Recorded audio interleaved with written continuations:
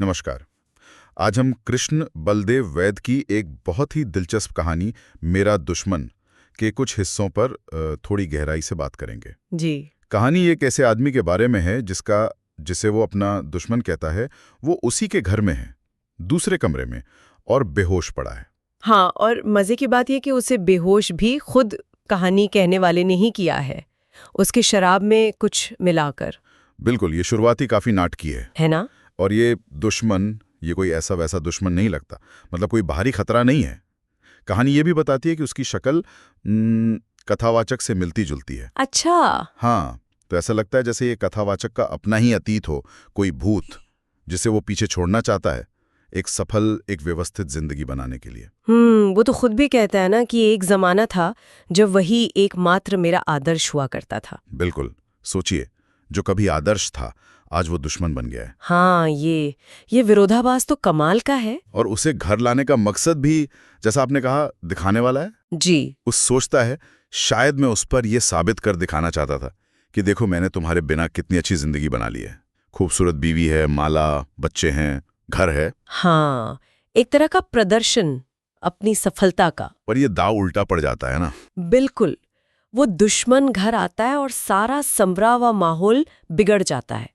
खास तौर पर पत्नी माला और इस दुश्मन के बीच एक तनाव सा आ जाता है। हाँ, माला जो सब कुछ कंट्रोल करती है, घर, कथावाचक की जिंदगी, सब कुछ, वो जाहिर है इस अजनबी से, इस बिन बुलाए मेहमान से खुश नहीं है, जरा भी नहीं। और हमारा कथावाचक वो फंस गया बीच में। वो खुद को बुज़दिल भी कहता है।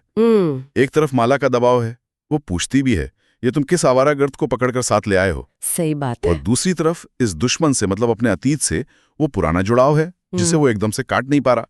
तो बस पिसरा है दोनों के बीच। और देखिए, ये जो फसाव है ना, यही कहानी का मर्म है, कथावाचक का अंदरूनी संघर्ष। अंदरूनी संघर्ष कैसे? देखिए, माला प्रतीक है उस व्यवस्थित सफल जिंदगी का, सामाजिक रूप से जिसे मान्यता मिली हुई है, जिससे उसने चुना है, जिसके बारे में वो सोचता भी है कि उसकी हर बात हमेशा सही होती है। हाँ, मतलब सुरक्षित रास्ता। बिल्कुल।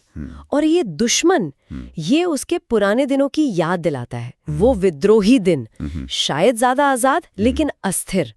वो दिन जब वो लोग पिटी पिटाई लकीरों पर चलने वालों का मजाक उड़ाते थे। अच्छा, तो ये सिर्फ अतीत वर्तमान नहीं है। नहीं, ये दो अलग तरह की जिंदगियों, दो अलग नजरियों का टकराव है उसके अपने ही अंदर। और इस टकराव में लगता है मारा ज्यादा हावी है, ज्यादा मजबूत है। हाँ, शुरुआत में तो वो मेहमान नवाजी का दिखावा करती है, नमस्ते वगैरह, लेकिन बहुत जल्दी उसका सब्र टूट जाता है और वो बच्चों को लेके घर छोड़ देती है। जी, चली जाती है। अब कथावाचक और उसका दुश्मन घर में अकेले रह गए हैं। और दुश्मन भी वापस अपने पुराने हाल में आ गया है, वही मैला सा कुर्ता पाजामा। हाँ, और उसकी खामोशी, वो खामोशी भी कथावाचक पर भारी पड़ रही है, शायद इसलिए कि वो खामोशी उसे अपने ही अंदर की वो आवाजें सुना रही है जिन्हें वो इतने वक्त से दबाने की कोशिश कर रहा था।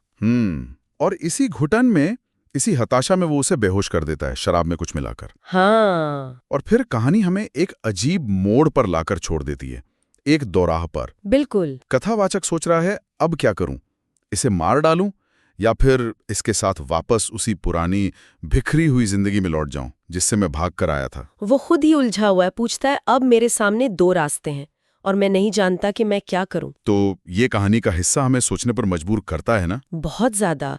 ये सवाल खड़ा करता है कि क्या हम सच में अपने अतीत से पीछा छुड़ा सकते हैं, अपने अंदर के उन हिस्सों से जिन्हें हम शायद पसंद नहीं करते या जिनसे डरते हैं। क्या ये दुश्मन सच में बाहर है या हमारे अंदर ही है? हाँ, यही सवाल है।